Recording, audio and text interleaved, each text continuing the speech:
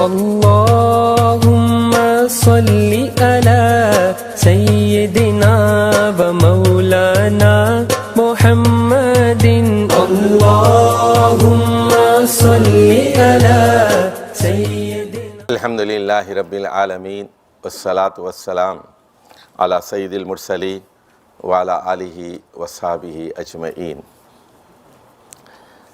آج کے درس کے لیے میں نے قرآن مجید کا ایک دلچسپ قصہ منتخب کیا ہے، لیکن اس میں کچھ باتیں ایسی نئی ہوں گی، اللہ کرے، کہ جو سوچنے کے نئے دروازوں پر دستک دے گی۔ سورۃ النمل، نمل قرآن مجید کی 27ویں سورت ہے۔ نمل، نملۃ، نملہ چونٹی کو کہتے ہیں، اور نملۃ کی جمع ہے نمل، چونٹیاں۔ تو اس میں ایک قصہ آیا ہے حضرت سلیمان علیہ السلام کا اور ملکہ سبا کا۔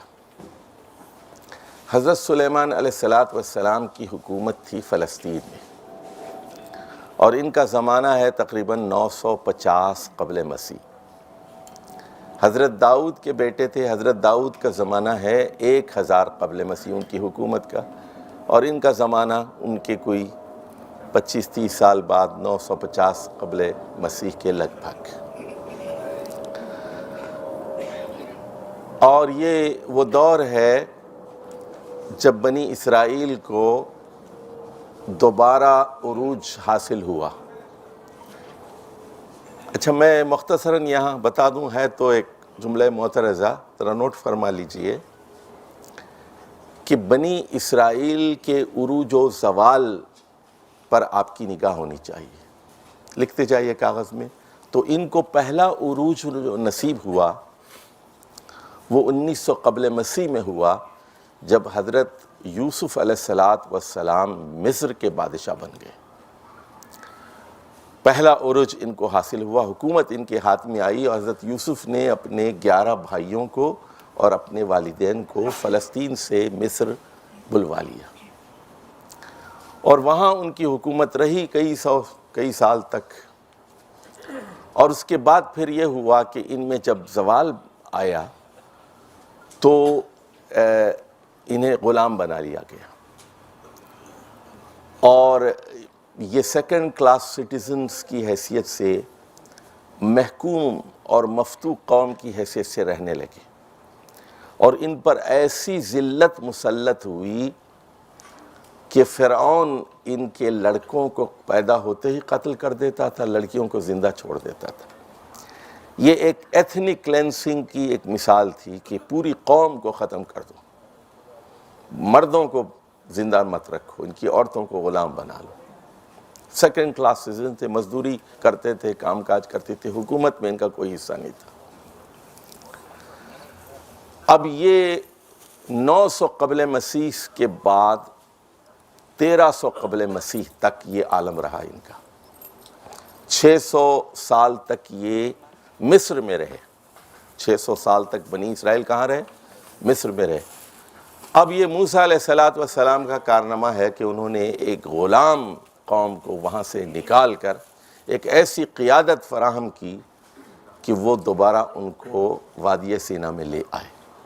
لیکن یہ بڑے نافرمان تھے، انہوں نے موسیٰ علیہ السلام کو تکلیف دی، اذیت پہنچائی، نافرمانی کی، اور کہا کہ تمہارا خدا جا کے لڑے، ہم نہیں لڑیں گے، ہم تمہاری بات نہیں مانیں گے۔ بہرحال اللہ نے ان کو سزا دی، 40 سال تک بھٹکتے رہے۔ موسیٰ علیہ السلام کی زندگی میں وہ فلسطین کی مقدس سرزمین میں داخل نہیں ہو سکے، ان کے انتقال کے بعد پھر یہ فلسطین میں داخل ہوئے۔ اس کے بعد ہوا یہ کہ حضرت طالوت کو اللہ تعالیٰ نے بادشاہ مقرر کیا، یہ کوئی 1100 قبل مسیح میں، اور طالوت علیہ السلام کی فوج میں ایک نوجوان 17 سال کا تھا جن کا نام داؤد تھا، اور انہوں نے جالوت کو قتل کیا۔ تو حضرت داؤد نے اپنی بیٹی سے ان کا نکاح بھی کر دیا، اور اس کے بعد وہ بادشاہ بھی بن گئے داؤد علیہ السلام، وار ہیرو تھے، جنگ کے وہ ہیرو بن گئے۔ تو اس طرح وہاں پر 3 حکومتیں بڑی قائم ہو گئی ہیں، پہلے حضرت طالوت کی حکومت، پھر حضرت داؤد علیہ السلام کی حکومت، اور اس کے بعد حضرت سلیمان علیہ السلام کی حکومت۔ اس کے بعد حضرت سلیمان کی اولاد بہت ہی نکمی تھی، لڑ پڑے، حکومت تقسیم ہو گئی، بٹ گئی، پہلے 2 حصوں میں بٹی، پھر 12 حصوں میں بٹی، ٹکڑے ٹکڑے ہو گئے، بنی اسرائیل کا زوال شروع ہو گیا، انبیاء کو قتل کرنا شروع کر دیا انہوں نے، یہاں تک کہ بخت نصر نے آ کر فلسطین کی اینٹ سے اینٹ بجا دی، بیت المقدس کو مسمار کیا، تباہ و تاراج کیا، مسجد میں گھس گئے وغیرہ وغیرہ۔ یہ سب تتر بتر ہو کر عراق میں اور شام میں اور مدینے میں آ کر بہت سارے لوگ آباد ہو گئے۔ اس کے بعد ان کے اندر پھر ایک تحریک اٹھی، حضرت عزیر علیہ السلام اٹھے، انہوں نے کہا کہ چلو واپس چلتے ہیں فلسطین، مہاجر تھے یہ مختلف ملکوں میں، اور دوبارہ ہم اپنا کھویا ہوا عروج حاصل کرتے ہیں۔ بالآخر ان کی ایک حکومت وہاں قائم ہو گئی، جو کہ رومن ایمپائر کے ماتحت ایک حکومت تھی، جو جزوی طور پر آزاد تھی۔ ان کو دوبارہ اقتدار ملا۔ جب ان کو دوبارہ اقتدار ملا تو پھر انہوں نے کیا کیا، حضرت یحییٰ بن زکریا علیہ السلام کو قتل کیا، جان دی بیپٹسٹ۔ پھر حضرت عیسیٰ کے دشمن ہو گئے، ان کو مارنے کی کوشش کی، اور وہ سینہ ٹھونک کے کہتے تھے اِنَّا قَتَلْنَا الْمَسِیحَ ابْنَ مریم۔ اس کے بعد پھر اللہ کا ان پر عذاب نازل ہوا، ٹائٹس جو رومی کمانڈر تھا اس نے دوبارہ ان کو مارا، پھر مسجد پر حملہ کیا گیا، بیت المقدس کے اوپر اس کو تباہ و تاراج کیا گیا، یہ پھر قیدی بنائے گئے، ان کو گاجر مولی کی طرح کاٹا گیا، پھر مہاجر بن کے یہ بھاگ گئے وہاں سے۔ اور اب اس کے بعد پھر یہ حضرت عیسیٰ علیہ السلام عیسائیت کا ظہور ہوا۔ تو بنی اسرائیل کے عروج اور زوال کی یہ مختصر کہانی ہے۔ پہلا عروج حضرت یوسف علیہ السلام کے زمانے میں ہوا، پھر زوال آیا، پھر دوسرا عروج ان کو حضرت طالوت و داؤد و سلیمان علیہ السلام کے زمانے میں حاصل ہوا، اور تیسرا عروج پھر حضرت عیسیٰ کے زمانے سے پہلے حاصل ہوا جب، لیکن انہوں نے پیغمبروں کو قتل کرنے اور تحریفات کا سلسلہ ان کا رکا نہ تھما، اور نہ ان کی بدماشیاں اور بے اعتدالیاں ان کی ختم ہوئیں۔ اب ہم بات کر رہے ہیں، پہلے تو زمانے میں آ جائیے، ہم بات کر رہے ہیں 950 قبل مسیح کی، حضرت سلیمان کی حکومت ہے، اور اس زمانے میں فلسطین کے اندر حکومت ہے، بیت المقدس میں حکومت ہے، اور اس زمانے میں یمن کے اندر ایک ملکہ ہے، اور یمن کے لوگ سورج کی پوجا کرتے ہیں، مشرک قوم ہے۔ لیکن سنیے غور سے، دیکھیے یہاں کہ اللہ تعالیٰ نے ایک مشرک خاتون کی خوبیاں بڑی تفصیل سے بیان کی ہیں، جو سورج کی پوجا کرتی تھی، مشرکہ تھی، لیکن اس میں بڑا ٹیلنٹ تھا، بڑی خوبیاں تھیں۔ اور اب اس واقعے پر جائیے، میں بتانا چاہتا ہوں یہاں کہ تنظیم کے اور مینجمنٹ کے کیا اصول اور قواعد ہیں۔ عنوان لکھ لیجیے، مینجمنٹ کے اصول یہاں کیا بیان کیے گئے ہیں۔ پہلا اصول، دوسرا اصول، تیسرا، چوتھا، پانچواں، 15، 20 اصول اس میں سے نکلتے جائیں گے، وہ آپ پیش نظر رکھیں۔ اعوذ باللہ من الشیطان الرجیم، بسم اللہ الرحمن الرحیم۔ وَوَرِثَ سُلَيْمَانُ دَاؤُودَ۔ پھر ہوا یوں کہ حضرت داؤد کے جانشین ان کے بیٹے حضرت سلیمان ہوئے۔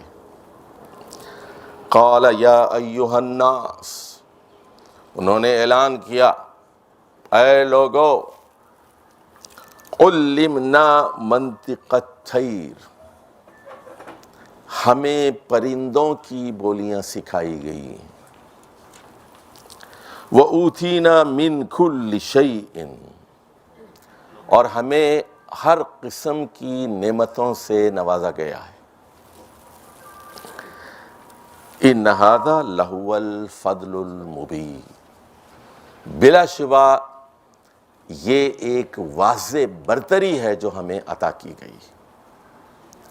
تو تین باتیں ہو گئی، ایک تو یہ کہ ہمیں پرندوں کی بولیاں سکھائی گئی ہیں، دوسری یہ کہ ہمیں ہر قسم کے وسائل سے نوازا گیا ہے، اور تیسری چیز یہ کہ یہ ایک واضح برتری ہے جو ہمیں عطا کی گئی ہے۔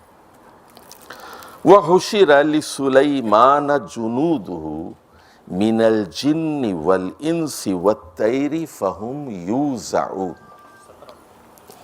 یہ دیکھیے آیت نمبر 16 ہے، سورۃ النمل کی آیت نمبر 16 ہے، تو 16 سے ہم شروع کر رہے ہیں۔ تو انہوں نے کہا کہ حشرہ، ہمارے لیے جمع کیے گئے ہیں تین قسم کی فوجیں، تین قسم کی فوجیں ہیں، ایک انسانوں کی فوج ہے، ایک جنات کی فوج ہے، اور ایک پرندوں کی فوج ہے۔ اب یوں سمجھ لیجئے کہ ایک آرمی ہے، ایک نیوی ہے، اور ایک ایئر فورس ہے، کیونکہ جنات جو تھے وہ ریڈ سی کے اندر حضرت سلیمان کے لیے غوطہ زنی کرتے تھے، اور وہاں سے ہیرے اور موتی بہت ساری چیزیں نکال کر لے آتے تھے جنات۔ تو انسانوں کی فوج بھی تھی، اور پرندوں کی فوج بھی تھی، اور جنات کی فوج بھی تھی۔ اب یہاں ایک لفظ آیا ہے فَهُمْ يُوزَعُونَ، یوزعون، اوزع لکھ لیجئے۔ اب یہ دیکھیے تھوڑا سے لفظ کے اندر اترنا پڑتا ہے آپ کو، یہی مدرس قرآن کا کمال ہے کہ وہ محنت کتنی کرتا ہے۔ تو وضع یضع زع سے مادہ ہے واو زے عین، وضع یضع زع، اس سے باب افعال میں ہے اوزع یوزع موزع، ایزاء فہم یوزعون۔ تو وہ اس کے تین مطلب ہیں، لکھ لیجئے، ایذا کے تین مطلب ہیں، لکھ لیجئے۔ پہلا مطلب یہ ہے کہ وہ کنٹرول میں رکھے جاتے تھے، قابو میں رکھے جاتے تھے۔ دوسرا مطلب ہے اس کا کہ ان کی ایک خاص ترتیب تھی۔ تیسرا اس کا مطلب یہ ہے کہ ان کی درجہ بندی تھی۔ اب یہ یاد رکھیے، کسی بھی اجتماعیت کے لیے، کسی بھی تنظیم کے لیے، کسی بھی حکومت کے لیے، کسی بھی ادارے کے لیے اس چیز کا اہتمام بہت ضروری ہے کہ انسانوں کی درجہ بندی کی جائے، انسانوں کے اندر جوہر تلاش کیا جائے۔ جیسے مرزا صاحب آپ کی فیکٹری ہے، آپ کے پاس اگر فرض کیجئے 50 آدمی کام کرتے ہیں، تو ہر آدمی کو ڈھونڈنا کہ اس کے اندر کیا خفیہ چیز ہے جس سے میں فائدہ اٹھا سکتا ہوں، اس کو تلاش کرنا، اس کو ہے تو وہ بظاہر عام لوگوں کی طرح ہے، تو آپ فرض کیجئے ایک آدمی کو 3000 دے رہے ہیں، تو ڈھونڈ کے اس جوہر کو تلاش کریں، پھر تراشیں اس کو، اس پتھر کو، اس کو 5000 تنخواہ دیں، 10,000 تنخواہ دیں، وہ پھر اس کو مینیجر بنائیں آپ اس کو۔ تو یہ جو درجہ بندی ہے، جیسے فوج میں ہوتا ہے نا کہ یہ سپاہی ہے، اور یہ صوبیدار ہے، اور یہ کیپٹن ہے، اور یہ میجر ہے، یہ کرنل ہے، یہ جنرل ہے، اور یہ فیلڈ مارشل ہے، میجر جنرل ہے، لیفٹیننٹ جنرل ہے، یہ ساری ترتیب ہوتی ہے نا، بریگیڈیئر ہے۔ تو یہ بہت درجہ بندی بہت ضروری ہے۔ تو فہم یوزعون، تو اس کا مطلب کیا ہوا کہ یہ جو تین قسم کی فوجیں تھیں، یہ انسانوں کی بھیڑ نہیں تھی، یہ بھیڑ نہیں تھی، بلکہ یہ ایک مرتب گروہ تھا، یہ آرگنائزڈ گروپ تھا جس میں درجہ بندی تھی۔ اچھا اس میں یاد رکھیے فہم یوزعون میں ایک نکتہ لکھ لیجئے، چین آف کمانڈ اس بہت اہم چیز ہوتی ہے، کہ اب وہاں فرض کیجئے چیف آف دا آرمی ایک بات کہتا ہے تو فوراً اس کے جو کور کمانڈرز ہیں وہ کہتے ہیں یس سر، اوکے، ہم سمعنا و اطعنا، ہم نے سنا اور ہم اس کی اطاعت کریں۔ اب اس کے بعد وہ بریگیڈیئرز تک بات جاتی ہے، کہتے ہیں سمعنا واطعنا، کرنل تک بات جاتی ہے، میجر تک، وہ کہتے ہیں سمعنا واطعنا، سپاہی تک بات جاتی ہے، کہتی ہے سمعنا واطعنا۔ تو یہ چین آف کمانڈ بہت ضروری ہے، درجہ بندی ضروری ہے۔ اب ایک بات اور لکھ لیجئے، ہر آدمی کی حد کا تعین ہونا ضروری ہے۔ اب ہوتا کیا ہے، بیوی چاہتی ہے کہ وہ شوہر بن جائے، اور ساس چاہتی ہے کہ وہ شوہر کے سارے اختیارات پر قبضہ کر لے۔ یہی تو سارا مسئلہ پیدا ہوتا ہے۔ Chief of the army staff یہ چاہتا ہے کہ وہ وزیر دفاع بھی بن جائے، وزیر اعظم بھی بن جائے، اور صدر بھی بن جائے۔ یہ کیا ہے؟ یہ تقوی نہیں ہے، تغوی ہے۔ یہ حدود سے تجاوز ہے، یہ اختیارات کا ناجائز استعمال ہے۔ فہم یوزعون، وہ قابو میں رکھے جاتے تھے، کنٹرول میں رکھے جاتے تھے، چین آف کمانڈ تھی، اور ایک ڈسپلن تھا، سمع و طاعت کا ایک نظام تھا۔ فہم یوزعون۔ تو اگر کوئی ادارہ، کوئی تنظیم، کوئی حکومت، کوئی ریاست اگر ایذا سے، یوزعون کے فلسفے سے خالی ہے، تو اس کا مطلب یہ ہے کہ وہ ایک غیر مرتب، غیر منظم بھیڑ ہے، ایک انبوہ کثیر ہے، لیکن وہ کوئی منظم گروپ نہیں ہے۔ اب آگے جائیے، حتی اذا اتوا علی واد النمل، یہاں تک کہ اس سوچ کا گزر چیونٹیوں کی ایک وادی پر ہوا۔ قالت نملۃ، ایک چیونٹی نے کہا، یا ایھا النمل، اے چیونٹیو، ادخلوا مساکنکم، اپنی بلوں میں داخل ہو جاؤ۔ لا یحطمنکم سلیمان وجنودہ، کہیں سلیمان اور اس کی فوجیں تمہیں پیس کر نہ رکھتے۔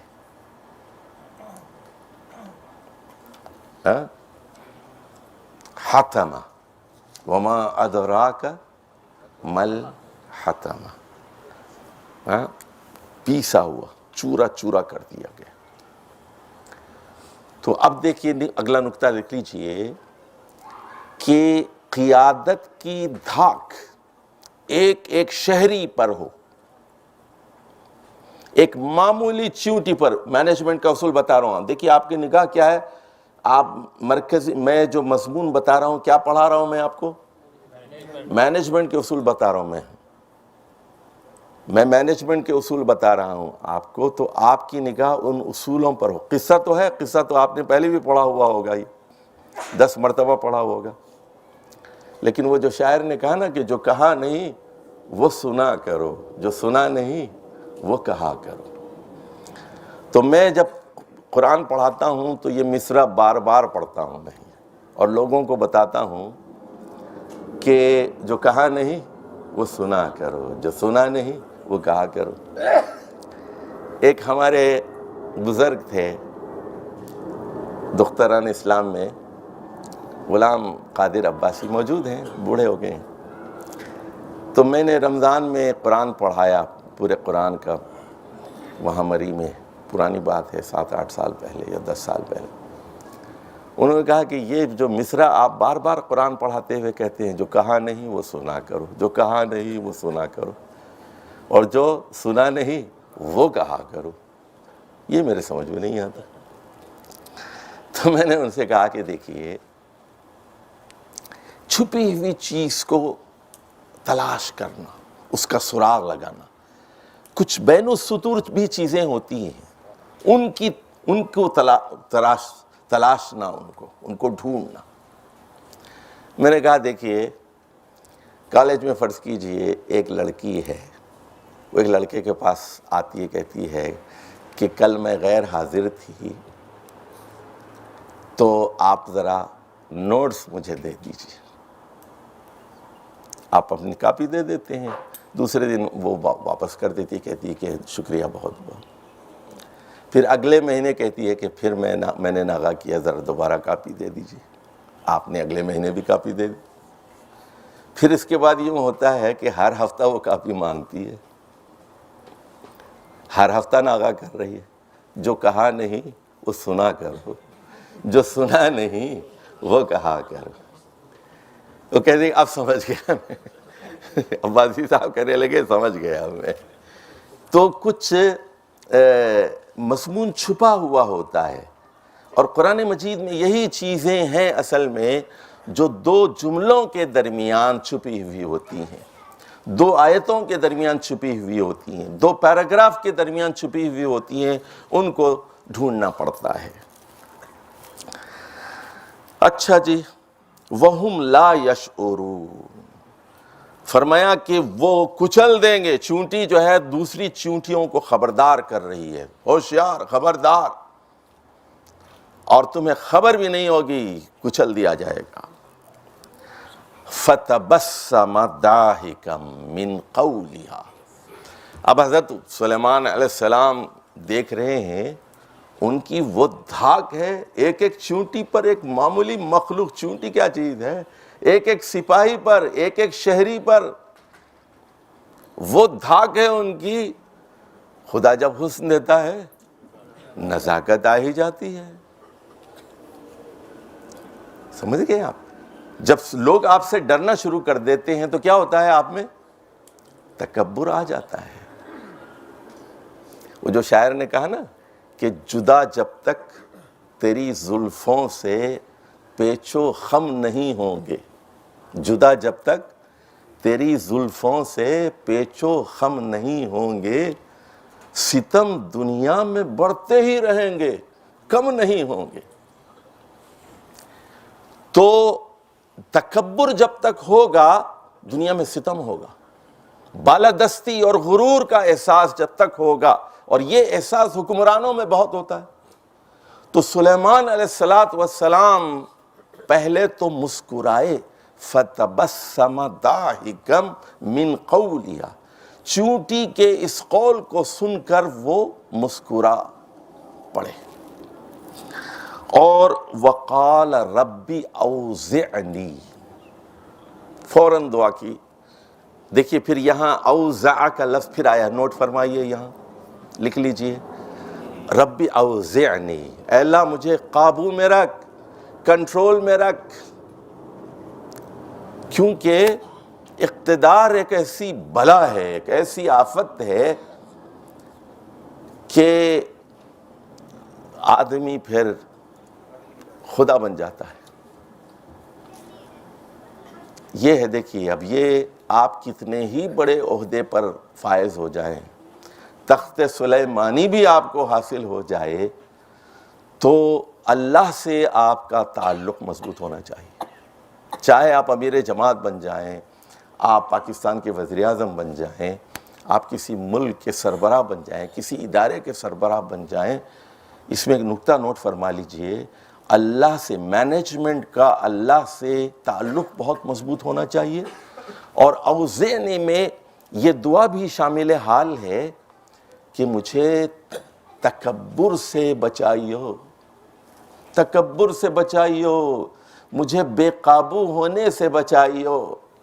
ربی اوزعنی ان اشکر نعمتک التی انعمت علی وعلی والدی وان اعمل صالحا ترضاہ وادخلنی برحمتک فی عبادک الصالحین. وہ اپنے مقام کو، اپنے مرتبے کو اچھی طرح سمجھتے ہیں. دیکھیے وہ سمجھ رہے ہیں، حالانکہ اتنی بڑی حکومت ہے ان کی، جنات ان کے ہاتھ میں ہیں، پرندے ان کے ہاتھ میں ہیں، پرندوں کی بولیاں ان کو سکھائی گئی ہیں، پرندوں سے بات کر سکتے ہیں وہ، لیکن وہ دو چار چیزیں کہہ رہے ہیں. پہلی چیز تو یہ کہہ رہے ہیں کہ مجھے ایسی توفیق عطا فرما کہ میں تیرا شکر ادا کرتا رہوں. یہ جو کچھ میرے پاس ہے میرا اپنا کچھ نہیں ہے. دیکھیے ایک صاحب مجھے ملے، بہت بڑے آدمی تھے، وہ کہنے لگے بڑی دنیا کی بڑی یونیورسٹی سے ڈگری حاصل کی، بہت امیر بن گئے وہ۔ ایک دن مجھے کہنے لگے کہ میں سیلف میڈ آدمی ہوں۔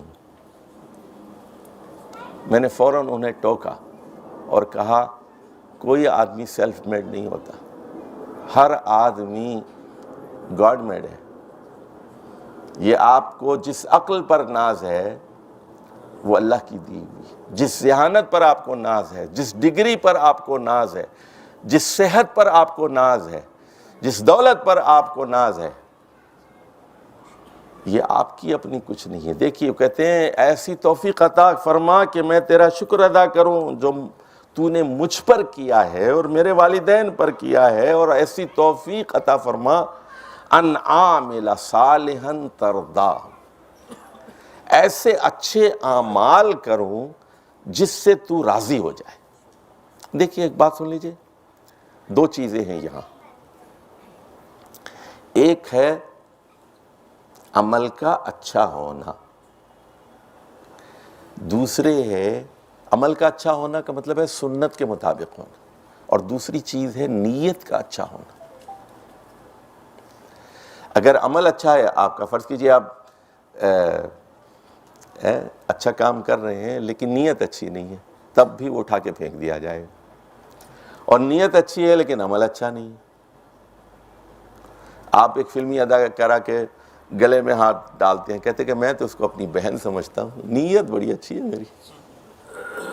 تو نیک نیتی حرام کو حلال نہیں کرتی۔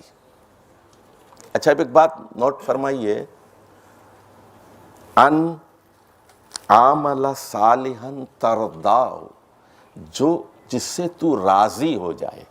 ادھر دیکھیے، رضامندی لکھ لیجئے کاپی پر، رضامندی دو طرفہ ہونا چاہیے۔ یک طرفہ رضامندی کا انجام کیا ہوتا ہے؟ کیا ہوتا ہے جی؟ غالب بن جاتے ہیں۔ نہیں، زہر کھانا پڑتا ہے، ٹرین کی پٹری کے نیچے لیٹنا پڑتا ہے نا۔ آپ راضی ہیں، فریق ثانی راضی نہیں ہے نا۔ ہم انہیں، وہ ہمیں بھلا بیٹھے، دو گناہگار زہر کھا بیٹھے۔ تو اسی لیے قرآن یہ کہتا ہے کہ نفس مطمئن وہ ہے جو اللہ سے راضی ہو اور جس کی نیت سے اللہ راضی ہو۔ یعنی آدمی کا اللہ سے، اللہ کے قانون سے، اللہ کی کتاب سے، اللہ کی شریعت سے راضی ہونا ضروری ہے۔ اللہ کے فیصلوں سے، اللہ کی تقدیر پر راضی ہونا چاہیے۔ جو بھی اللہ نے آپ کو لنگڑا کر دیا، راضی رہیے اس پر۔ اللہ نے آپ کو کالا بنایا، راضی رہیے۔ اللہ نے آپ کو غریب کر دیا، راضی رہیے اس پر۔ اللہ کے فیصلوں پر راضی رہیے، اور اللہ آپ کی نیت اور عمل سے راضی ہو جائے۔ تو یہ مقام ہے کون سا؟ راضیۃ مردیہ، لکھ لیجیے۔ اور یہی وہ مقام ہے جس کو ہم کہتے ہیں رضی اللہ عنہ ورضوا عنہ، اللہ ان سے راضی ہوا، وہ اللہ سے راضی ہوا۔ تو یہ بات لکھ لیجئے، یک طرفہ رضامندی کی اسلام میں کوئی حیثیت نہیں۔ اور آپ نے میلاد نبوی پر 5 لاکھ روپے خرچ کیے، اللہ کہتے کہ اللہ میں نے تیرے نبی کے لیے 5 لاکھ خرچ کیے، اتنی روشنیاں کی، چراغاں کیا۔ اللہ کہتا ہے تو راضی ہے لیکن میں راضی نہیں ہوں۔ لکھ لیجئے، دو طرفہ رضامندی۔ اس لیے سلیمان علیہ السلام جیسا بادشاہ اپنے تمام اختیارات کے باوجود یہ کہہ رہا ہے کہ ایسے اعمال کی توفیق عطا فرما جس میں تیری رضامندی پوشیدہ ہو۔ وَأَدْخِلْنِي بِرَحْمَتِكَ فِي عِبَادِكَ الصَّالِحِينَ، اپنی خاص رحمت سے اپنے نیک بندوں میں شامل فرما۔ اور یہ نیک بندے کب ہو سکتے ہیں؟ جب حکومت عادلانہ ہو۔ اگر حکومت عادلانہ نہیں ہے تو وہ صالحین میں شامل نہیں ہو سکتے۔ لکھ لیجئے پوائنٹ یہ ہے۔ یعنی یہاں کیا مطلب ہے؟ دیکھیے کہ وَأَدْخِلْنِي بِرَحْمَتِكَ فِي عِبَادِكَ الصَّالِحِينَ، یہاں عمل صالح، حضرت سلیمان کا عمل صالح کیا ہے؟ ایک بادشاہ کا، ایک حکمران کا عمل صالح کیا ہو سکتا ہے؟ عدل اور انصاف، جس کے لیے وہ اللہ کے آگے جواب دے۔ اس سے ایک ایک چونٹی کے بارے میں پوچھا جائے گا، ایک ایک چونٹی کے بارے میں پوچھا جائے گا، ایک ایک شہری کے بارے میں پوچھا جائے گا اس سے۔ تو آپ کا جو ادارہ ہے، جس کے آپ سربراہ ہیں، آپ کی فیکٹری ہے یا آپ کا جو بھی ہے آپ کا کاروبار، اس کے ایک ایک ملازم کے بارے میں پوچھا جائے گا۔ وَتَفَقَّدَ الطَّيْرَ، اور ہوا یہ کہ ایک پرندہ وہاں نہیں تھا۔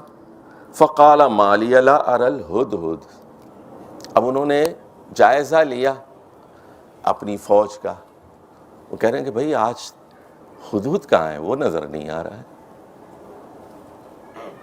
اب یہ نکتہ لکھ لیجئے کہ مینجمنٹ کا یہ کام ہے کہ افراد کا جائزہ لے۔ سلیم صاحب نہیں آئے، مصطفیٰ صاحب نظر نہیں آ رہے ہیں، صدیقی صاحب کہاں ہیں، قادری تو موجود ہے، چشتی موجود نہیں ہے، ڈھونڈ رہے ہیں، نگاہیں سب کو دیکھ رہے ہیں، اچھا اس مشین پہ ہے، اس مشین پر، اس ڈپارٹمنٹ میں، ایک ایک کمرے میں آپ ٹھیک 8 بجے آفس شروع ہو رہا ہے تو آپ جا کر جائزہ لیں کہ ہر آدمی اپنی مشین پر، اپنی سیٹ پر، اپنی ذمہ داری کے ساتھ موجود ہے یا نہیں۔ یہ بہت اہم بات ہے۔ ما اری الہدہد، میں ہدہد کو نہیں دیکھ رہا ہوں، کہاں ہے وہ؟ اب وہ جو ہے جلال ان کا اپنے جوش پر آتا ہے، وہ کہتے ہیں ام کان من الغائبین لَأُعَذِّبَنَّهُ عَذَابًا شَدِيدًا أَوْ لَأَصْبَحَنَّهُ أَوْ لَيَأْتِيَنِّي بِسُلْطَانٍ مُبِينٍ۔ 3 آپشنز دے رہے ہیں، کہہ رہے ہیں یا تو میں اس کو شدید عذاب سے دوچار کروں گا، he will have a severe punishment۔ Number 2، article 6 کے تحت اسے پھانسی دی جائے گی، کورٹ مارشل ہوگا، اس کا ذبح کر دوں گا، یا پھر اس کو کوئی سلطان مبین پیش کرنی ہوگی، کوئی معقول وجہ، کوئی توجیہ بیان کرنی ہوگی۔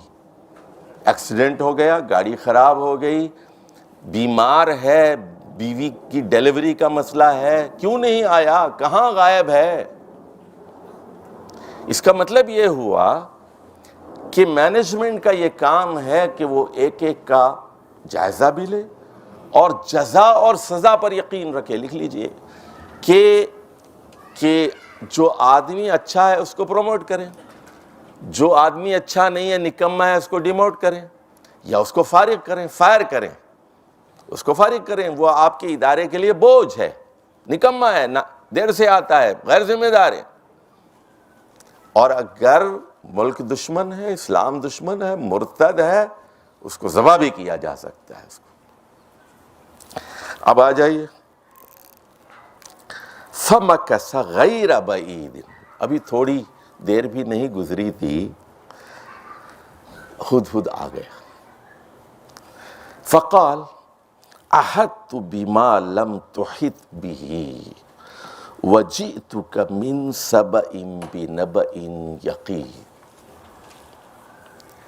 اب آ کر اس نے کہا کہ اب یہ بات چھپی ہوئی ہے، سن لیجئے کہ سر میں ڈیوٹی پہ تھا، میں تو جاسوسی کے لیے گیا تھا، یعنی وہ ISI کا بندہ تھا۔ اب وہ یہ کہہ رہا ہے کہ یا وہ FBI کا بندہ تھا، جو بھی تھا وہ یہ کہہ رہا ہے کہ میں ایسی معلومات لے آیا ہوں جو آپ کے علم میں نہیں،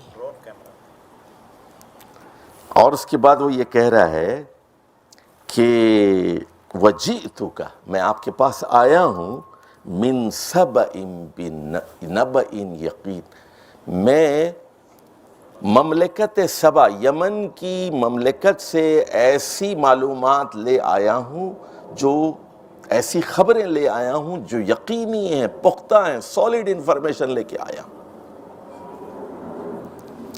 اچھا، اب اس کے بعد وہ جو معلومات دے رہا ہے، دیکھیے آپ، وہ ہر قسم کی معلومات فراہم کر رہا ہے۔ نمبر ایک، وہ کہہ رہا ہے انی وجدت امرأۃ تملکہم، سیاسی معلومات فراہم کر رہا ہے کہ میں نے ایک خاتون کو دیکھا جو ان پر حکمران ہے، خاتون حکمرانی کر رہی ہے۔ وَأُوتِيَتْ مِنْ كُلِّ شَيْءٍ، اور انہیں ہر قسم کی فراوانی عطا کی گئی۔ اور تیسری بات وہ یہ کہہ رہا ہے کہ وَلَهَا عَرْشٌ عَظِيمٌ، ملکہ کے پاس ایک تخت ہے جو بہت عالی شان ہے، یعنی یہاں ہیرے جواہرات اور نادر چیزوں سے مرصع تخت، عام تخت نہیں ہے، کوئی لکڑی کا جو ہے کوئی چوبی تخت نہیں ہے وہ، جی جیسے آپ نے مجھے بٹھا دیا ہے۔ تو ظاہر ہے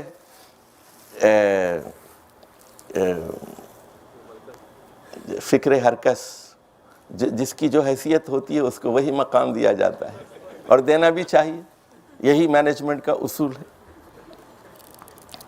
اس کے بعد وہ کہہ رہا ہے، دیکھیے وہ اس میں ان کی صنعت و حرفت، ان کی کاریگری، اور اس کی یعنی عرش کی بناوٹ، اور اس پہ سونے چاندی کا کام، اور اس کی ڈیزائن، اس کی خوبصورتی اور دلکشی، اس کو بیان کر دیا اس نے۔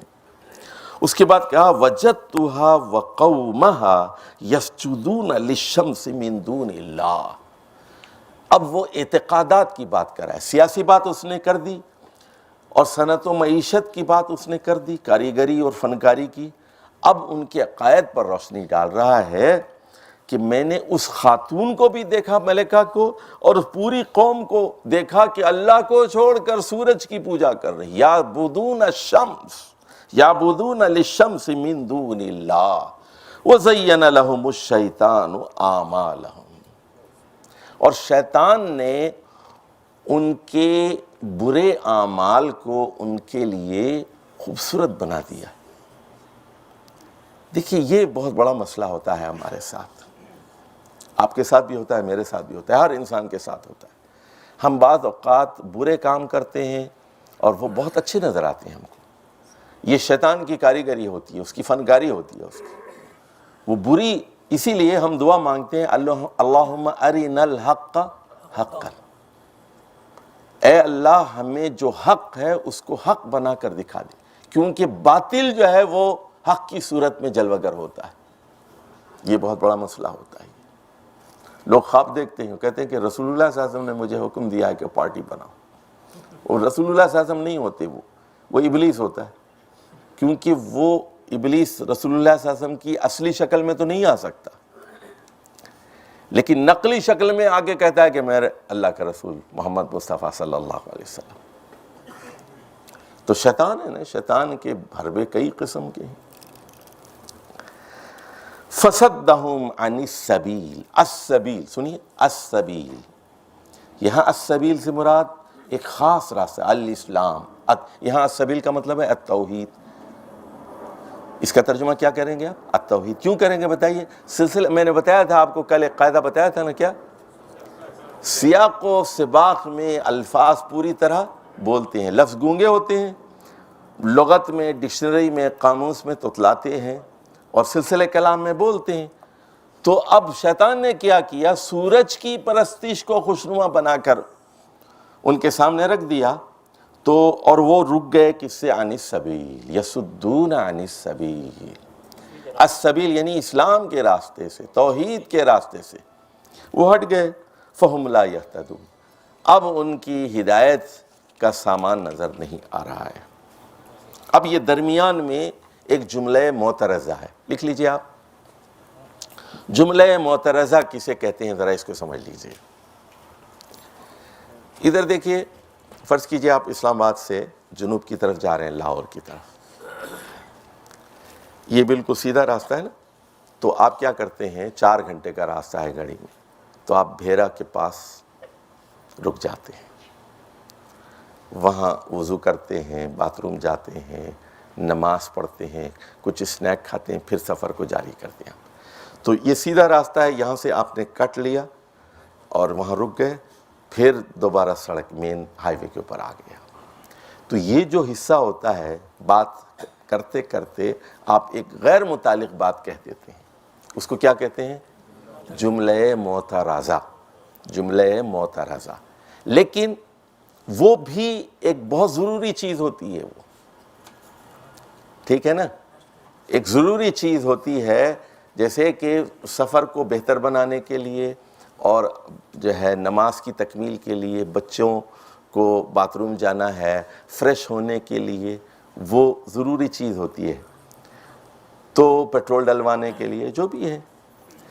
تو یہاں اب درمیان میں ایک بات آ رہی ہے، الا یسجدوا للہ الذی یخرج الخبء فی السماوات والارض وَيَعْلَمُ مَا تُخْفُونَ وَمَا تُعْلِنُونَ۔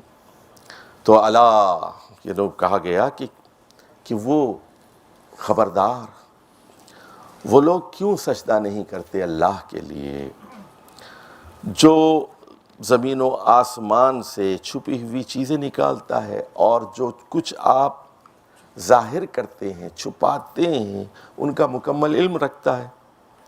اللہ لا الہ الا ہو، اللہ جس کے علاوہ کوئی الہ نہیں ہے۔ لکھ لیجئے الہ، یہاں الہ کا مطلب ہے طاقت، یہاں الہ کا مطلب ہے طاقت۔ اصل میں دیکھیے، یعنی ایک بات سن لیجئے، عبادت کس کی کرنی چاہیے؟ کیوں؟ سنیے، اگر وہ کمزور ہے، بے بس ہے، لاچار ہے، تو بے وقوف ہے جو اللہ کی عبادت کرے۔ چونکہ وہ طاقتور ہے، اگر وہ مرنے والا ہے تو کیوں اس کی عبادت کروں؟ وہ الحی ہے، وہ زندہ ہے، وہ علی کل شیء قدیر ہے، مکمل علم ہے اس کے پاس۔ سنیے، اگر یعنی الوہیت میں اصل روح طاقت اور قوت ہے، اگر طاقت اور قوت نکال دی جائے اللہ الوہیت میں سے، کچھ باقی نہیں بچتا۔ کیوں بات مانیں اس کی، کیوں عبادت کریں؟ اس لیے کہ وہ طاقتور ہے۔ یعنی چار بنیادی اصطلاحیں پڑھیے آپ تو الوہیت کے بارے میں ملا کے امر، مولانا مودودی نے ایک ہیڈنگ بنائی ہے، الوہیت کے بارے میں ملا کے امر پڑھیے، اور وہ بہت اہم کتاب ہے مولانا مودودی کی، مشکل ترین کتاب ہے۔ ایک ہی کتاب ہے مولانا مودودی کی جو مشکل ہے۔ جس نے اس کتاب کو ہضم کر لیا اس نے مولانا مودودی کے فلسفے کو سمجھ لیا، جس نے اس کتاب کو نہیں سمجھا اس نے مولانا کی فکر کو نہیں سمجھا۔ بنیادی کتاب ہے یہ، مشکل کتاب ہے، ایک ہی کتاب مشکل ہے، باقی سب حلوہ ہے۔ چلیے جی، اب سن لیجئے، لا الہ الا ہو رب العرش العظیم، عرش عظیم کا مالک ہے۔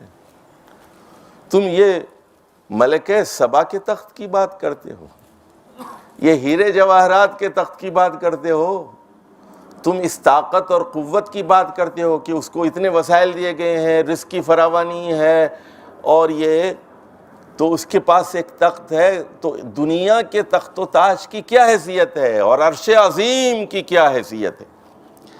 تو دیکھیے، وہ رب العرش العظیم، عظیم الشان رب، عرش کا مالک ہے، عظیم الشان عرش کا مالک ہے، یعنی اختیارات اور اقتدار کا سرچشمہ ہے، الہ ہے، اس کے علاوہ کوئی طاقت ہے ہی نہیں، اول ہے۔ چونکہ وہ طاقتور ہے، دیکھیے آپ مدد کس سے مانگتے ہیں؟ ادھر دیکھیے، جیسے آپ دونوں کی لڑائی ہوگی سڑک پر، فرض کیجیے دونوں کی لڑائی ہوگی نا، آپ نے 2 گھوسے ان کو مارے، انہوں نے 2 گھوسے مارے، ٹھیک ہے، ایک فقیر بیٹھا ہوا ہے، ادھر دیکھیے، اب آپ کہتے ہیں بچاؤ بچاؤ، فقیر سے کہتے ہیں مجھے بچاؤ، کمزور سے کہتے ہیں، کبھی کمزور سے مدد مانگی جاتی ہے؟ یاد رکھیے، ہمیشہ مدد طاقتور سے مانگی جاتی ہے۔ جب ایاک نعبد و ایاک نستعین، تو جس ہی سے مدد مانگتے ہیں تو وہ اس لیے ہے کہ وہ رب العالمین ہے۔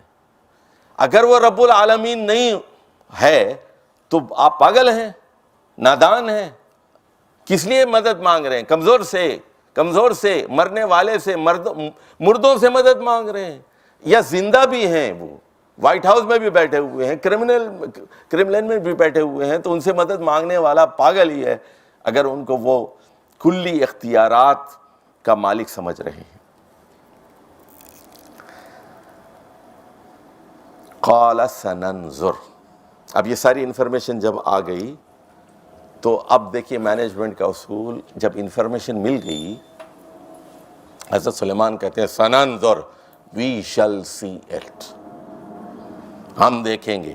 یعنی سنیے کہ تم جو معلومات دے رہے ہو یہ صحیح بھی ہیں یا غلط ہیں، فوراً ہم اس پر یقین نہیں کرتے۔ ہو سکتا ہے دیکھیے جاسوس بک بھی جاتے ہیں بعض اوقات، یعنی ڈبل رول بھی ہوتا ہے ان کا، تو وہ کہہ رہے ہیں کہ فوراً تصدیق نہیں کریں، سننظر، اس کا مطلب کیا ہے؟ لکھ لیجئے، ہم دوسرے ذرائع سے تصدیق کریں گے۔ تمہارے پیچھے بھی ہم نے جاسوس لگائے ہیں، یعنی ایک ایجنسی کے پیچھے دوسری ایجنسی ہوتی ہے، دوسری ایجنسی کے پیچھے تیسری ایجنسی ہوتی ہے، جاسوسوں کے پیچھے بھی جاسوس لگانا بہت ضروری ہوتا ہے۔ سننظر، ہم دیکھیں گے، صدقت ام کنت من الکاذبین، تو نے سچ کہا ہے یا پھر تو جھوٹوں میں سے ایک ہے۔ اذهب بکتابی ھذا فالقہ، اب یہ بات حذف کر دی۔ سنیے قرآن کا ایک اصول یہ ہے کہ پورا قصہ وہ ایک ایک جزیات نہیں بیان کرتا، جو اہم اہم چیزیں بیان کر کے باقی چیزیں چھوڑ دیتا ہے۔ جیسے آپ دیکھیں گے، وہ جیسے کوئی فلم دیکھ رہے ہیں آپ، یا تو بچہ چھوٹا سا ہے، ماں باپ سے بچھڑ گیا، سمجھ گئے آپ، تو اس کے بعد ایک دم 5 سال کا بچہ ہے، ایک دم ہیرو بن کے وہ 25 سال کا آ جاتا ہے، سمجھ گئے بات؟ وہ غیر ضروری جو تفصیلات ہیں ان کو حذف کر دیا جاتا ہے۔ بالکل اسی طرح یہ چیزیں جو کام کی بات ہے اس کو ہائی لائٹ کیا جاتا ہے۔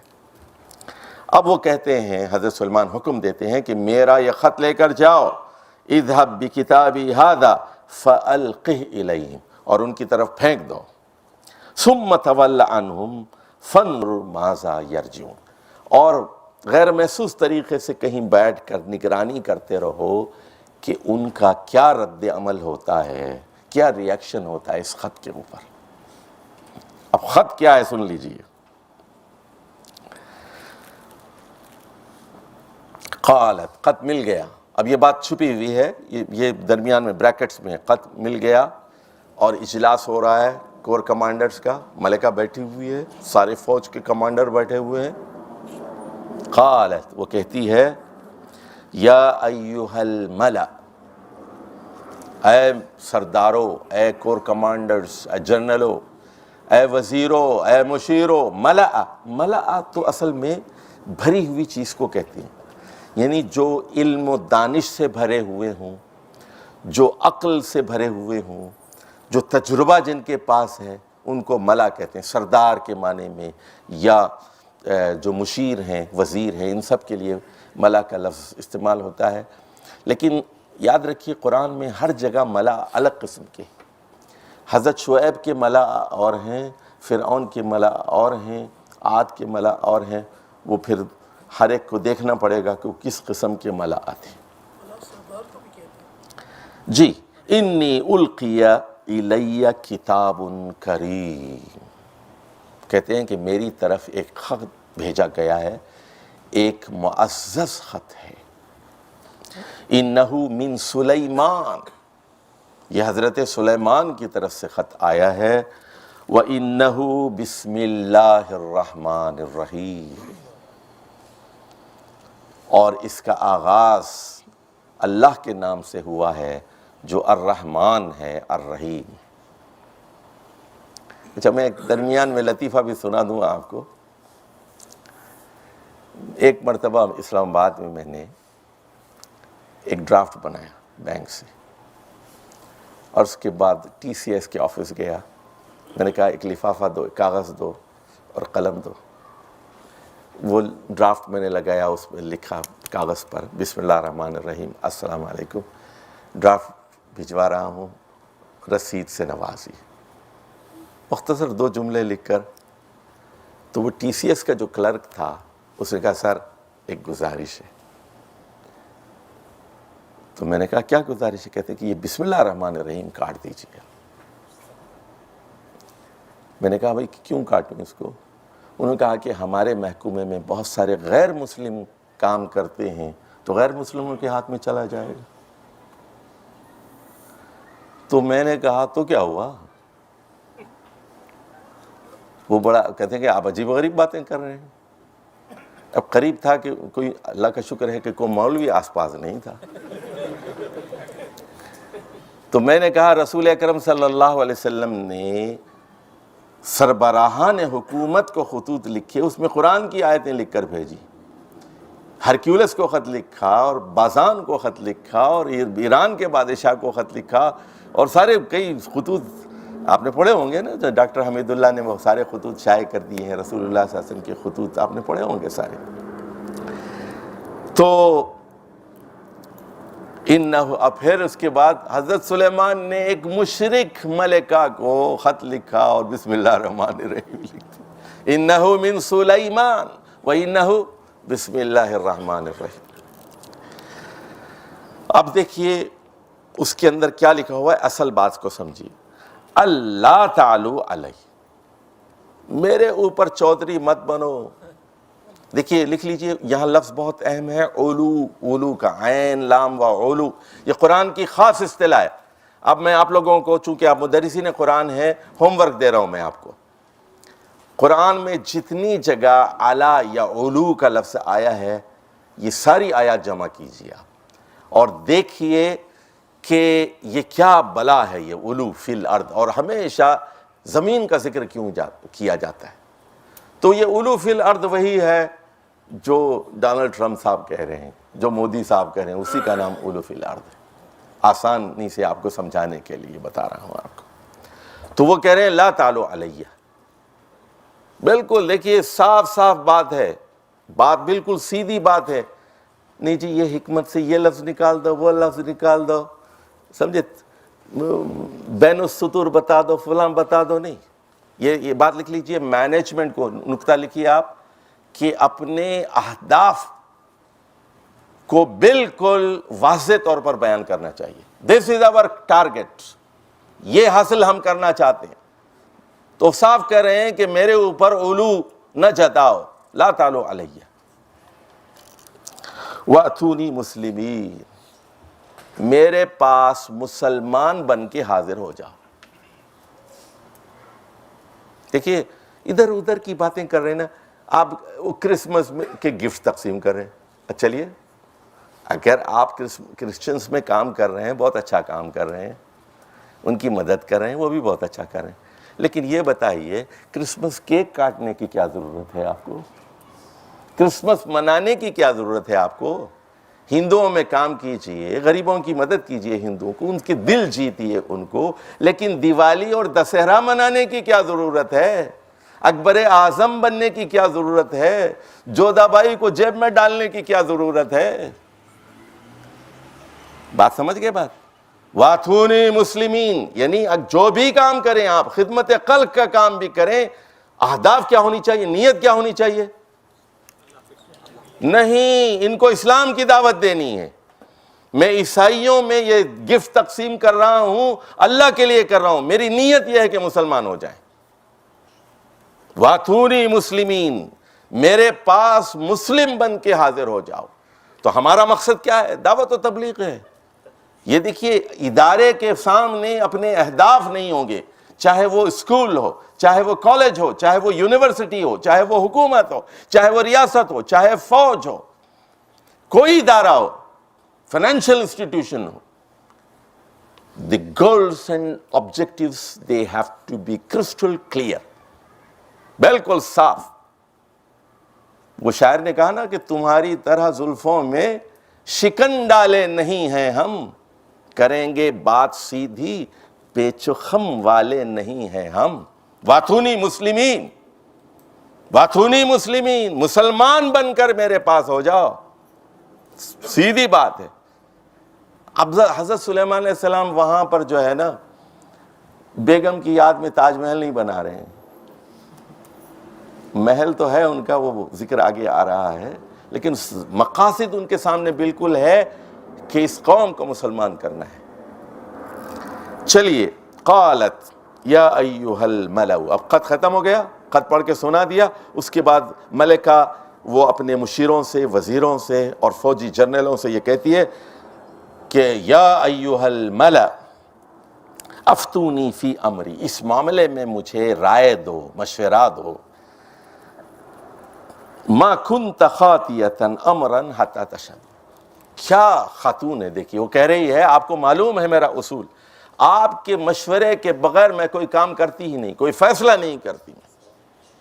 لکھ لیے، مینجمنٹ کا اصول، مشورے کے بغیر کوئی فیصلہ نہیں کرنا ہے۔ ما کنت خاطیۃ، ما کنت خاطیۃ امرا، ایک کام بھی، امرا کا مطلب ہے ایک کام بھی، امرن ایک کام بھی میں آپ کے مشورے کے بغیر نہیں کرتی۔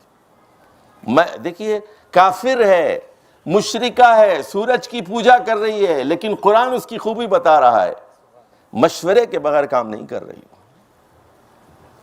حتی تشہدونی قالوا، اب کمانڈرز کیا کہتے ہیں دیکھیے، جنرل کیا کہتے ہیں، قالوا نحن اولو قوۃ، ہم طاقت والے ہیں، ہماری فوجیں بڑی اچھی ہیں، وَأُولُو بَأْسٍ شَدِيدٍ، اور ہتھیار ہمارے بہت اچھے ہیں، فارم میں ہیں ہمارے ہتھیار سارے، ہمارے پاس میزائل بھی ہیں اور ایٹمی ہتھیار بھی ہیں، روایتی ہتھیار بھی ہیں، باس ہے، باس کا لفظ بھی عربی میں کئی معنوں میں استعمال ہوتا ہے، بیماری کو بھی کہتے ہیں، طاقت کو بھی کہتے ہیں۔ وَأَنزَلْنَا الْحَدِيدَ فِيهِ بَأْسٌ شَدِيدٌ، تو باس جو ہے وہ بیماریوں کو بھی کہتے ہیں، باساء والضراء، جنگ کو بھی باس کہتے ہیں، جنگ کو عربی زبان میں، لیکن یہاں مطلب ہے ہتھیار بڑے ہیں ہمارے پاس، لیکن وہ کہتے ہیں والامر الیک، آخری فیصلہ دیکھیے اتنے ماہر ہیں، اور یہ مشرف کی طرح نہیں ہے۔ مشرف کا کیا کام تھا؟ نواز شریف نے اس کو فارغ کیا تو کہتا سمعنا وطاعنا، کہتا نا۔ جب حضرت عمر نے خالد بن ولید کو فارغ کیا تو کیا کہا انہوں نے؟ میں نے سنا اور میں اطاعت کرتا ہوں۔ لیکن مشرف باغی تھا، اس نے وزیر اعظم کی بات نہیں مانی، وزیر اعظم کو الٹا جیل بھیج دیا اس نے، اور اب بھی بیٹھ کر اس سازشیں کر رہا ہے۔ لیکن یہ کافر جو جنرل تھے وہاں یمن میں بیٹھے، وہ کیا کریں؟ والامر الیک، the final decision is in your hand. آپ ہماری یہ نہیں کہ لڑکی ہے چلو دھونس جماؤ، اس کو نکال کے خود بیٹھ جاؤ۔ والامر الیک فانظری ماذا تامری، اب آپ یہ خود غور فرمائیے، خود فیصلہ کیجئے کہ اب کیا حکم آپ کو دینا ہے۔ لیکن ہماری طرح ہم تیار ہیں لڑنے کے لیے، ہمارے پاس طاقت بھی ہے، قوت بھی ہے۔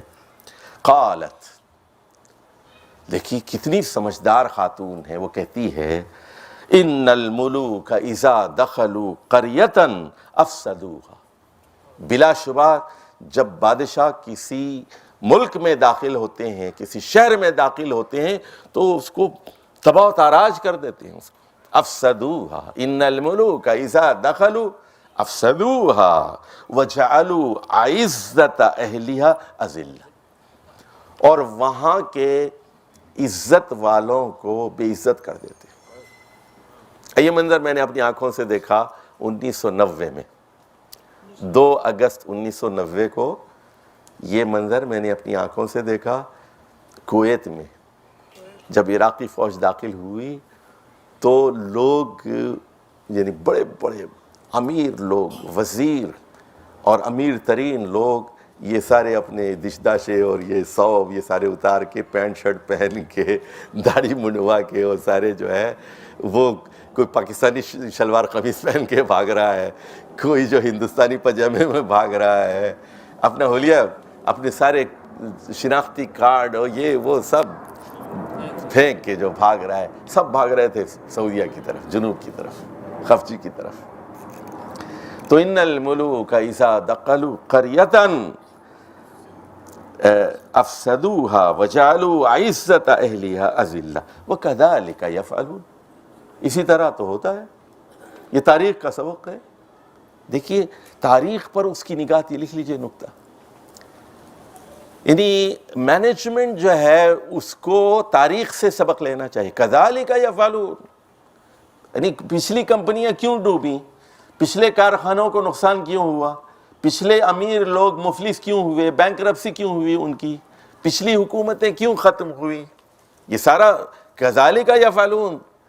تو اب ملکہ کہہ رہی ہے جنرلوں کو کہ یہ تو ہوتا ہے کہ عزتیں بھی پامال ہوں گی، شہر بھی برباد ہوگا۔ وَإِنِّي مُرْسِلَةٌ إِلَيْهِمْ، وا کا ترجمہ کیجئے ان حالات میں، وا کا ترجمہ کیجئے ان حالات میں میں ان کی طرف ایک خط بھیجتی ہوں، بِہَدِيَّةٍ، اور اس کے ساتھ ایک تحفہ بھیجتی ہوں، فَنَاظِرَةٌ بِمَا يَرْجِعُ الْمُرْسَلِينَ، اس کے بعد میں دیکھوں گی کہ میرے سفیر کیا جواب لے کر آتے ہیں۔ میرے سفیر جائیں گے، خط بھی لے کر جائیں گے اور بہت قیمتی تحائف اور ہدیہ بھی لے کر جائیں گے، اور دیکھتے ہیں کہ کیا جواب وہاں سے آتا ہے۔ تو یہ بھی کیا ہے، یہ لکھ لیجئے نکتہ یہ کہ مکالمہ اور ڈائلاگ یہ بہت ضروری ہے۔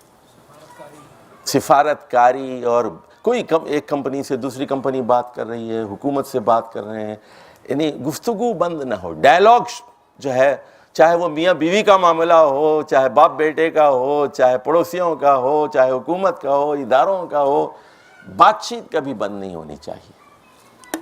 بھیج دیا۔ فَلَمَّا جَاءَ سُلَيْمَانَ قَالَ أَتُمِدُّونَنِي بِمَالٍ، اب دیکھیے سلیمان علیہ السلام، وہ ان کے سامنے اغراض و مقاصد بالکل سامنے ہیں۔ اب آپ اگر مینیجر ہوتے تو کیا کرتے؟ آپ کہتے اچھا ماشاءاللہ کتنے کچھ تحفہ، کتنے کا بھائی؟ یہ فون بھیجا ہے، 1,00,000 روپے کا فون ہے، یہ تو لیٹسٹ ماڈل ہے۔ اب آپ نرم پڑ جاتے ہیں اور آپ بھول جاتے ہیں کہ آپ کو کیا کرنا ہے۔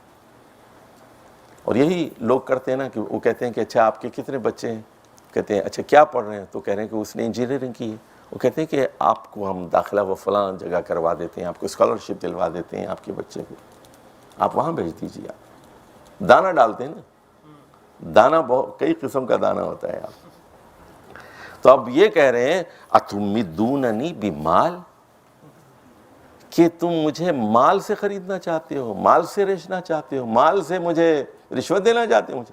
بالکل۔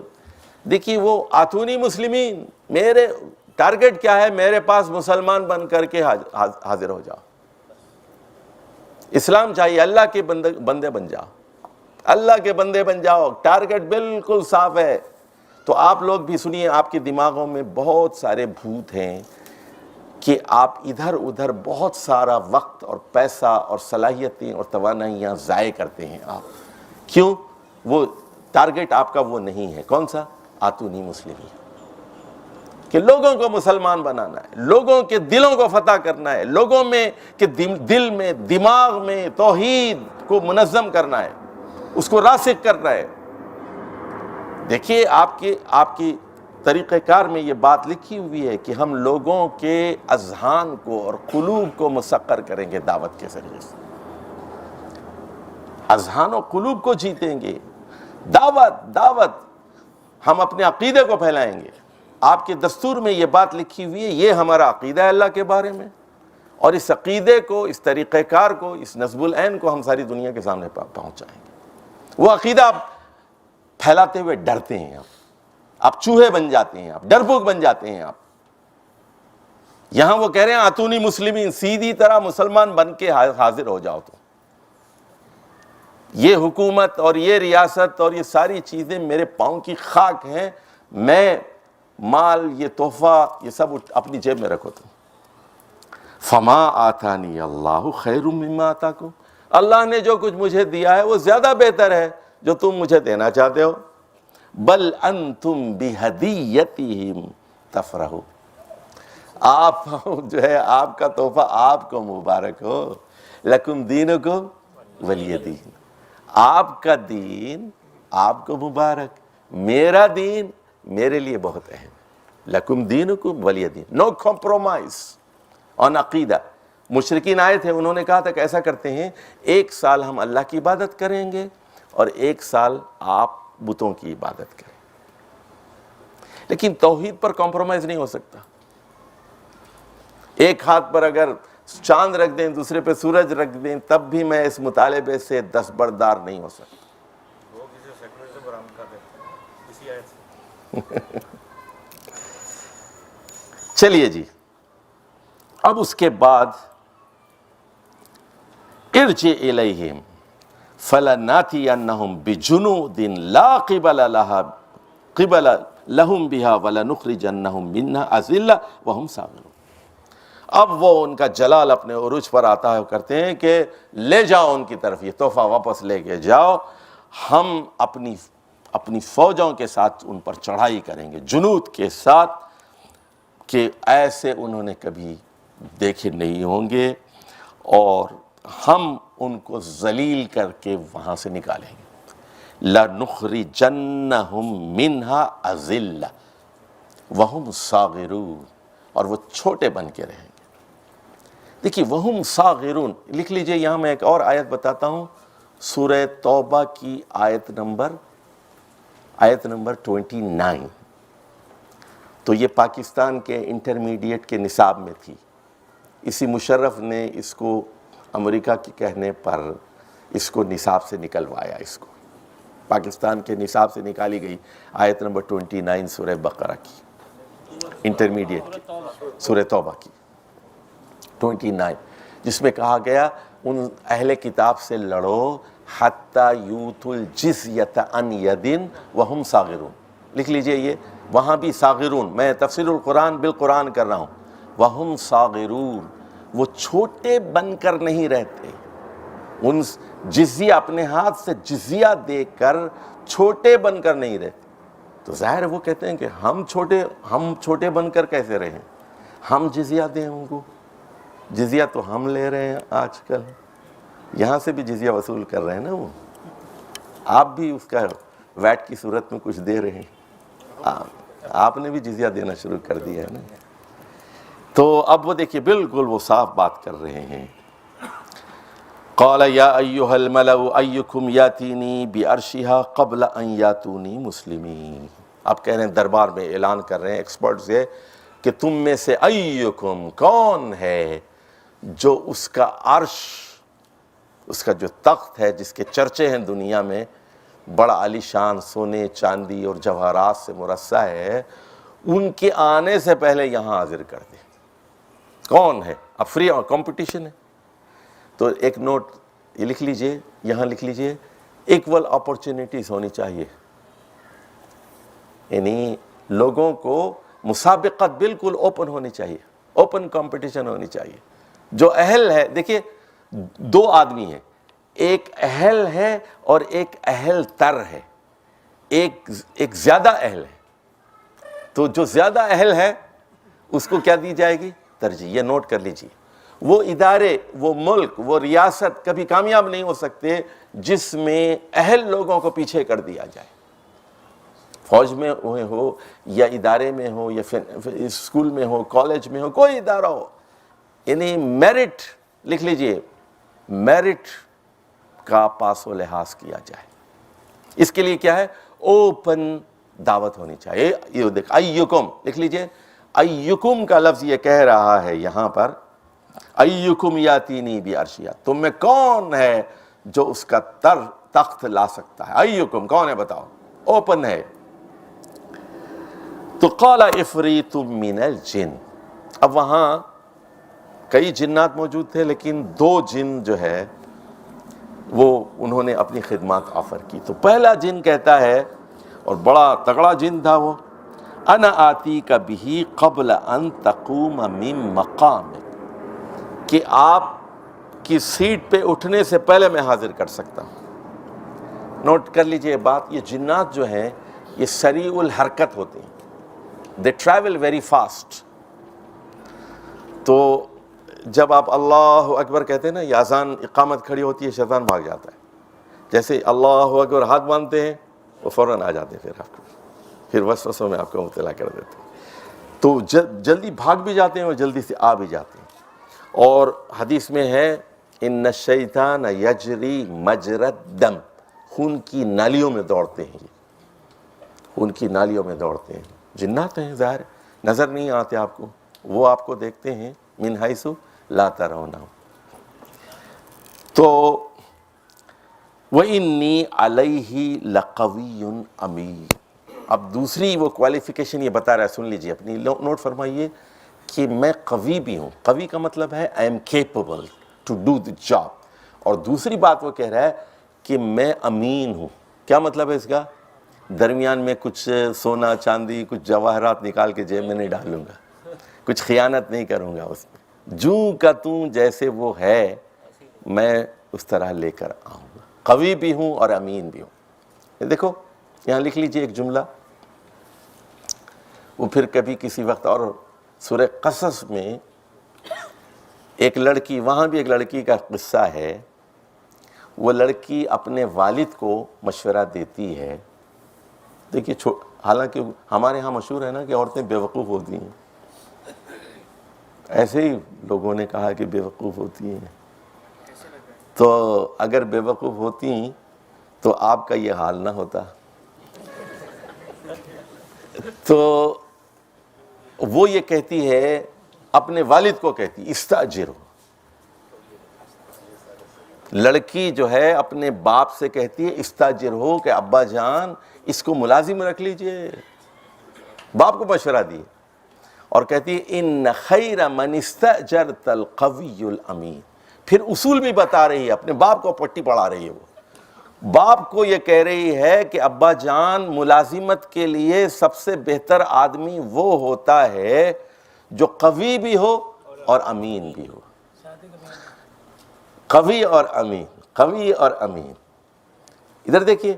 اور اب یہ کہہ رہی ہے کہ موسیٰ علیہ السلام میں یہ دونوں صفات موجود ہیں. لکھ لیجئے کاپی میں، موسیٰ علیہ السلام میں یہ دونوں صلاحیتیں موجود ہیں، قوی بھی ہیں اور امین بھی ہیں. یہ کیسے پتہ چلا کہ وہ قوی ہیں اور امین ہیں؟ کہ قوی اس لیے کہ وہ تو بھاگ کے آئے تھے ایک ملک سے، قتل کر کے مصر سے بھاگ کے آئے تھے. ایک نئے ملک میں آ کر نئے لوگوں کے سامنے انہوں نے کہا کہ کیا مسئلہ ہے تمہارا؟ انہوں نے کہا کہ ہمارے والد بوڑھے ہیں، مردوں کی دنیا ہے، مرد پہلے جانور کو پانی پلائیں گے، پھر ہماری باری آئے گی. انہوں نے کہا میں پلاتا ہوں. ہیرو سامنے آ گیا نا. تو یہ کس چیز کی دلیل ہو گئی؟ قوی ہونے کی. اچھا اب پاکستانی ہیرو ہوتا تو کیا کرتا؟ اب بکریوں کو پانی پلا دیا نا تو کیا کرتا؟ جی نہیں، فون نمبر مانگتا نا، نام پوچھتا. موسیٰ علیہ السلام نے کیا کیا؟ فَتَوَلَّ إِلَى الظِّلِّ. وہ ایک سائے کے نیچے انہوں نے منہ پھیر لیا اور اللہ سے دعا کرنے لگے. ان خیر من، اس کے بعد وہ کہہ رہے ہیں کہ انی فقیر، کہ میں جو ہے محتاج ہوں. جو بھی خیر، میں بھاگ کے آیا ہوں، میرے کوئی مکان نہیں ہے، پیسے نہیں ہے میرے پاس، کوئی رشتہ دار نہیں ہے، کوئی ملازمت نہیں ہے، تو جو بھی خیر نازل ہو میں اس کا محتاج ہوں. تو دیکھا کہ یہ امین ہے، یہ خیانت کرنے والا آدمی نہیں ہے، یہ اللہ کی طرف متوجہ، قوی اور امین. تو یہاں یہ جن کے اندر بھی لکھ لیجئے جملہ، جن کے اندر اس نے بھی یہ کہہ رہا ہے کہ میں قوی اور امین ہوں. یعنی دو چیزیں ہوں گی. سنیے، آپ اپنے محکومے میں کس کو رکھیں گے؟ بدھو کو رکھیں گے، وہ 1600 کے 1000 کر دے گا، ڈبو دے گا نا کاروبار آپ کے. اس کی امانت کو لے کے کیا کریں گے؟ بڑا شریف ہے، بڑا دیندار ہے، نمازی ہے، لمبی داڑھی ہے، لے کے میں کیا کروں؟ اس کو مینیجر کے قابل نہیں ہے. وہ اس کی امانت کو لے کے میں کیا کروں؟ اگر وہ کوالیفائڈ نہیں ہے، ملک نہیں چلا سکتا، کمپنی نہیں چلا سکتا، میں لے کے کیا کروں اس کو؟ اس کی امانت جب گھر میں رکھو امانت تم اپنی. اچھا اگر فرض کیجئے بڑا چالاک ہے، بڑا کیپیبل ہے، لیکن بے ایمان ہے تو وہ بھی بڑا غرق کرے گا. تو یہ دونوں صفات لکھ لیجئے، یہ دونوں صفات کا بیک وقت ہونا بہت ضروری ہے. تو آپ اپنے ادارے میں جب افراد کا انتخاب کریں تو ان دو چیزوں کو ملحوظ رکھنا بہت ضروری ہے. اب آ جائیے، اب وہاں قال الذی عندہ علم من الکتاب، ایک دوسرا آدمی تھا اس کے پاس کتاب کا علم تھا. اب ہم نہیں جانتے کہ وہ کیا کتاب کا علم تھا، بہرحال اس کے پاس علم زیادہ تھا. تو علم والا تو دیکھیے جس کے پاس زیادہ علم ہوگا، لکھ لیجئے ایک نقطہ میں بتاتا ہوں آپ کو، علم اور قوت یہ ڈائریکٹلی پروپورشنل ہیں ایک دوسرے کے ساتھ. جس کے پاس زیادہ علم ہوگا اس کے پاس زیادہ قوت ہوگی، جس کے پاس کم علم ہوگا کم قوت ہوگی. لکھ لیجئے بات. اور اللہ کے پاس مکمل علم ہے اور مکمل قوت ہے، وہ علی کل شیء قدیر ہے اور بکل شیء علیم. یعنی علم اور قوت دونوں لازم و ملزوم ہیں. جتنا کم علم ہوگا اتنی کم قوت ہے. یہ بالکل بات یاد رکھ لیجئے. اب اس کے بعد فرمایا گیا کہ انا آتی کا بھی قبل ان یرتد الیک طرفک، کہ آپ اپنی پلک جھپکانے سے پہلے میں لا سکتا ہوں اس کو. آپ اس کی بات کرتے ہیں کہ سیٹ پہ اٹھنے سے پہلے لا سکتا ہوں، تو وہ دوسرا کہہ رہا ہے میں پلک جھپکنے سے پہلے لا سکتا ہوں میں اس کو. تو یہ جنات ہیں، سریع الحرکت ہے، تیز رفتار ہوتے ہیں بہت.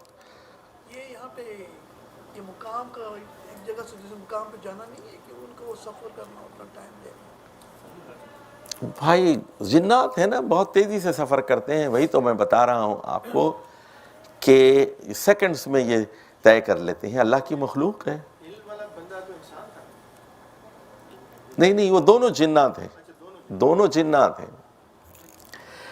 اچھا اس کے بعد وہ آ گیا، اب وہ چھوڑ دیا قصہ کہ وہ تخت پہنچ گیا. فَلَمَّا رَآهُ مُسْتَقِرًّا عِنْدَهُ قَالَ هَذَا مِنْ فَضْلِ رَبِّي. اب دیکھیں، اگر کوئی کامیابی نصیب ہوتی ہے تو آپ کامیابی کو اپنی ذات سے منسوب مت کیجئے بلکہ اللہ سے منسوب کیجئے. هَذَا مِنْ فَضْلِ رَبِّي. سمجھے، میرا اس میں کوئی کمال نہیں ہے، کمال اللہ کا کمال ہے. اور اس کے بعد وہ کہہ رہے ہیں، سنیے، لیبلونی. اللہ دیکھ لی، بہت اہم جملہ ہے یہ، لیبلونی. لکھ لیجئے کاپی میں کہ اللہ نے مجھے یہ حکومت، یہ فوجیں، یہ جنات، یہ پرندوں کی بولیاں اور یہ ساری چیزیں جو عطا کی ہیں، یہ اس لیے دی ہیں تاکہ مجھے آزمائے. میں بھی ہوں امتحان میں، تو بھی ہے امتحان میں. ہر آدمی امتحان میں ہے. سنیے، اندھا بھی امتحان میں ہے اور آنکھ والا بھی امتحان میں، غریب بھی امتحان میں ہے، امیر بھی امتحان میں. امیر کا امتحان یہ ہے کہ وہ غریبوں کا حق ادا کرتا ہے کہ نہیں کرتا، اور غریب کا یہ ہے کہ وہ غربت پر قانے رہتا ہے یا چوری کرتا ہے، ڈاکہ ڈالتا ہے، جھوٹ بولتا ہے، رشوت لیتا ہے. تو وہ اپنی غربت پر مطمئن ہے یا نہیں ہے. ہر آدمی امتحان ہے. بادشاہ بھی امتحان میں ہے، یہاں محکوم اور رعایا بھی امتحان میں.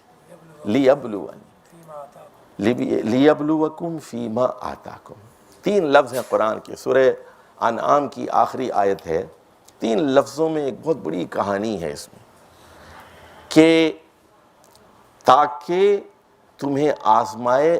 فیما آتاکم، whatever that is given to you. فیما آتاکم. اگر آپ کو زیادہ ذہانت دی گئی ہے نا، زیادہ سوال ہوگا. زیادہ عمر دی گئی ہے، زیادہ سوال ہوگا. زیادہ بچے دیے گئے ہیں، زیادہ سوال ہوگا. زیادہ صلاحیتیں، زیادہ پاور دیا گیا، اقتدار. تو جتنے زیادہ وسائل آپ کو دیے جائیں گے اتنا زیادہ سوال ہوگا. اگر آپ کو فرض کیجئے پیسے نہیں دیے اللہ نے، نہ زکوٰۃ کا سوال ہوگا اور نہ حج کا ہوگا. اولاد نہیں ہو تو اولاد کا سوال بھی نہیں ہوگا. بیمار لنگڑا ہے، اس سے کم سوال ہوں گے، اندھے سے کم سوال ہوں گے. فیما آتاکم میں، فیما آتاکم کا لکھ لیجئے ترجمہ، whatever that is given to you. اس میں سوال ہوگا. اچھا دیکھیے، ہر آدمی کا پرچہ الگ الگ ہے. آپ کا الگ ہے، آپ کا الگ ہے. قیامت کے دن ایک سوال نہیں ہوگا ہر ایک سے. ہر ایک کا پرچہ الگ الگ ہے. آپ کو جتنی ذہانت، جتنی عقل، جتنے وسائل، جتنے ریسورسز دیے گئے ہیں اس کے مطابق سوال کیا جائے گا. جتنی عمر. لیبلونی اشکر ام اکفر. اللہ یہ دیکھنا چاہتا ہے کہ میں شکر گزار ہوں یا ناشکرا ہوں. تو لکھ لیجئے یہاں کہ جو باس ہے، مینجمنٹ ہے، مینجمنٹ یہ شکر اور ناشکری کا ایک کڑا امتحان ہے۔ اکفر اشکر ام اکفر ومن شکر فانما یشکر لنفسی، جو شکر گزاری کا رویہ اختیار کرتا ہے وہ خود اس کے اپنے لیے مفید ہے۔ ومن کفر فان ربی غنی کریم، اور جو ناشکری کا رویہ اختیار کرتا ہے تو اللہ کو شکر کی کوئی ضرورت نہیں ہے، اس کا وہ محتاج نہیں ہے، وہ غنی ہے، وہ ہے ہی کریم، وہ قابل عزت ہے۔ ساری دنیا کے انسان بھی اگر 7 ارب کے 7 ارب کہہ دیں کہ ہم خدا کو نہیں مانتے، نہ اس کی کسی نعمت کو تسلیم کرتے ہیں، تو اس کی عزت میں ایک پائی اور ایک ذرے کی بھی کمی نہیں ہوتی۔ قال نکروا لها عرشها ننظر اتهتدی ام تکون من الذین لا یهتدون۔ اب یہ کہ وہ جو ہے وہ آ گئی، اس نے کہا، حکم دیا تھا نا آتونی مسلمین، مسلمان بن کر آ جاؤ، تو اس سے پہلے اس کا تخت آ گیا، آنے سے پہلے اس کے بعد کہا کہ اس تخت کو انجان طریقے سے رکھ دو۔ نکروا لہا، نکروا لہا کا مطلب یہ ہے، ایک تو ہے کہ سامنے جیسے گیٹ کے سامنے وہ آ رہی ہے تو سامنے تخت دیکھ لے، ایسے رکھو کہ جیسے وہ پڑا ہوا ہے ایسے۔ نکروا لہا یعنی اجنبی بنا کر، نکروا لہا جی، نکروا کا مطلب وہی ہے، تنکیر کا مطلب وہی ہوتا ہے کہ انجان طریقے سے رکھ دو اس کو۔ ننظر، ہم دیکھنا چاہتے ہیں، اتہتدی ام تکون من الذین لا یہتدون، وہ اپنے تخت کو پہچان لیتی ہے یا پھر نہیں پہچان پاتی۔ فلما جاءت قیل اہکذا عرشکی، تو وہ جب پہنچ گئی تو ایک قیل کا مطلب یہ ہے کہ ایک دربانی کا، اچھا آپ کی تخت کے بڑے چرچے ہیں، عالم میں شہرا ہے، تو کیا آپ کا تخت اسی طرح کا ہے؟ قالت کأنہ ہوا، وہ دیکھنے لگے، وہ کہنے لگی تو یہ تو گویا وہی ہے۔ یہ نہیں کہا کہ وہی ہے، کہا کہ گویا وہی ہے، as if it is the same۔ وَأُوتِينَا الْعِلْمَ مِنْ قَبْلِهَا وَكُنَّا مُسْلِمِينَ، اور اس نے کہا کہ ہمیں پہلے ہی یہ معلوم ہو گیا تھا کہ حضرت سلیمان علیہ السلام یعنی غیر معمولی قوتوں کے حامل ہیں، اور ہم اب اس کے بعد ہم اسی وقت جو ہے ہم اللہ کے آگے، چونکہ خط بسم اللہ الرحمن الرحیم اللہ کی صفات سے شروع ہوا تھا، اور اس کی رحمت اور اس کی رحمانیت اور رحیمیت کا اظہار کیا گیا تھا کہ اس کے مستحق بن جاؤ۔ وَصَدَّهَا مَا كَانَتْ تَعْبُدُ مِن دُونِ اللَّهِ، نتیجہ کیا نکلا کہ وہ سورج کی پوجا اس نے چھوڑ دی، اور اللہ کے علاوہ جس کی وہ پوجا کرتی تھی، اِنَّهَا كَانَتْ مِن قَوْمٍ كَافِرِينَ، اس سے پہلے وہ ایک کافر قوم میں سے تھی۔ قیل لها ادخل الصرح، اس کے بعد اس سے کہا گیا کہ جی محل میں داخل ہو جائیے۔ فلما رأته حسبته لجہ، تو فرش بالکل شیشے کا تھا۔ اب یہ بھی بادشاہ ہے، وہ بھی بادشاہ ہے، لیکن بادشاہ میں بھی فرق ہوتا ہے نا۔ اب سری لنکا کا پریزیڈنٹ ہے تو پینڈو ہی ہے نا، وہ اگر وائٹ ہاؤس میں جائے گا تو دیہاتی ہی ہے نا، چھوٹے ملک کا چھوٹا بادشاہ، اور بڑے ملک کی بڑی چیزیں ہیں، وہ چاہے کتنا ہی بڑا کیوں نہ ہو، اپنے ملک کا بادشاہی کیوں نہ۔ تو وہ حسبتہ لجہ، اس نے خیال کیا کہ یہ پانی کا حوض ہے۔ وَكَشَفَتْ عَنْ سَاقَيْهَا، اس نے اپنے دونوں پائنچے جو ہے پنڈلیوں سے جو ہے وہ اٹھا لیے، اس نے کہا کہ شاید پانی ہو۔ تو قال، تو ایک آدمی نے کہا اِنَّهُ صَرْحٌ مُمَرَّدٌ مِّن قَوَارِيرَ، تو یہ ایک فرش ہے جو شیشے سے بنایا گیا ہے۔ تو قالت رب انی ظلمت نفسی واسلمت مع سلیمان للہ رب العالمین، اور اس وقت وہ کہتی ہے ظلمت نفسی، میں نے اپنے آپ پر ظلم کیا، واسلمت، میں مسلمان ہو گئی ہوں۔ میں اسلمت، مسلمان ہو گئی ہوں، میں سلیمان کے آگے نہیں جھکی ہوں، میں اللہ مع سلیمان، سلیمان علیہ السلام بھی اللہ کے غلام ہیں، بندے ہیں، میں ان کے ساتھ رب العالمین کی غلامی اختیار کر رہی۔ تو یہ دیکھیے ٹارگٹ اب بالکل حاصل ہو گئے۔ تو جب نصب العین پر نگاہ ہوگی آپ کی بالکل، تو آپ اپنے منزل تک بالکل ٹھیک ٹھیک پہنچ جائیں گے، یہ اہداف آپ کو حاصل ہو جائیں گے۔ تو اب یہاں سے پھر وہ یہ آیت نمبر 44 ہے یہاں پر، تو ہم نے یہاں بات شروع کی تھی آیت نمبر 16 سے 44 تک یہ آیات تھیں یہ۔ تو یہاں یہ ساری باتوں کو آپ دوبارہ گھر جا کر اب مختلف تفاسیر میں دیکھتے جائیے، لیکن جو اصل بات ہے کہ آپ اپنے ٹارگٹ پر نگاہ رکھیے کہ قصے کا مقصد کیا ہے۔ اچھا ایک چیز میں یہاں لکھوانا چاہتا ہوں آپ کو، وہ یہ اصول تفسیر کی ایک بات ہے کہ تفسیر میں فضول تفصیلات سے بچنا چاہیے، سمجھے؟ اچھا بعض لوگ ایسے ہوتے ہیں، اور ایسی بہت ساری تفسیریں بھی ہیں، اصحاب کہف کی تعداد کتنی تھی، ان کا کتا کیسا تھا، کتے کا رنگ کیا تھا، نوح علیہ السلام کی کشتی کی لمبائی کتنی تھی، چوڑائی کتنی تھی، کیا ملیں گے آپ کو؟ لڈو ملے گا۔ اچھا غار میں کتنے لوگ تھے؟ یہ بے وقوفی کے سوالات ہوتے ہیں۔ سنیے سوال اصل میں اہم کیا ہے کہ غار میں وہ نوجوان کیوں گئے تھے؟ بتائیے کیوں گئے تھے وہ؟ اللہ کی عبادت، وہ اپنا ایمان بچانے کے لیے وہاں پہ گئے تھے۔ نہیں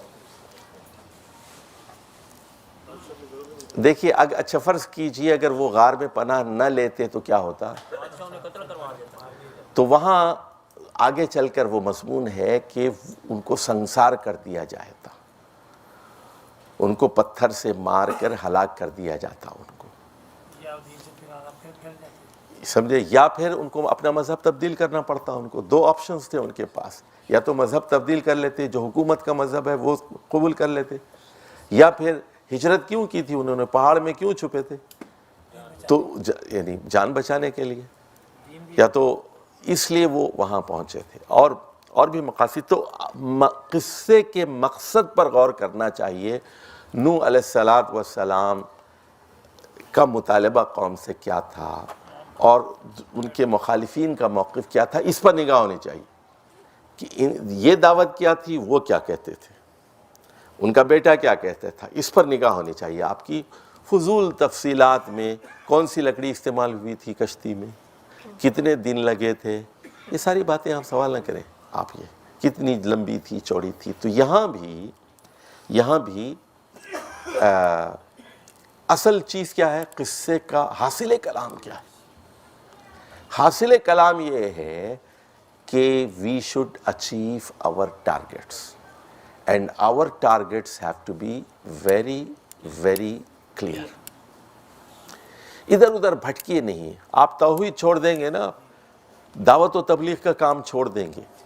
اور میں یہ کہتا ہوں آپ سے، اگر آپ برا نہ مانیں، کہ اس تحریک کا اگر زوال ہوگا تو اس کا سبب آپ اور میں ہوں گے۔ صرف جب آپ کے اندر سے دعوتی مزاج ختم ہو جائے گا اور تبلیغی روح ختم ہو جائے گی، یہ تحریک پھر جم جائے گی، رک جائے گی، یہ قافلہ آگے نہیں پڑے گا۔ تو یہ اصل بات ہے، اس کو نوٹ فرمائیے۔ آپ کو پیدا ہی اس لیے کیا گیا ہے کہ آپ غیر مسلموں تک اس پیغام کو پہنچائیں، اپنے قلم کے ذریعے، اپنی تحریر کے ذریعے، اپنی گفتگو کے ذریعے، اپنے دلائل کے ذریعے۔ آپ تو اللہ کے سپاہی ہیں، آپ رسول اللہ صلی اللہ علیہ وسلم کے سفیر ہیں، آپ آخری رسول کے سفیر ہیں، ان کا پیغام آپ کو پہنچانا ہے۔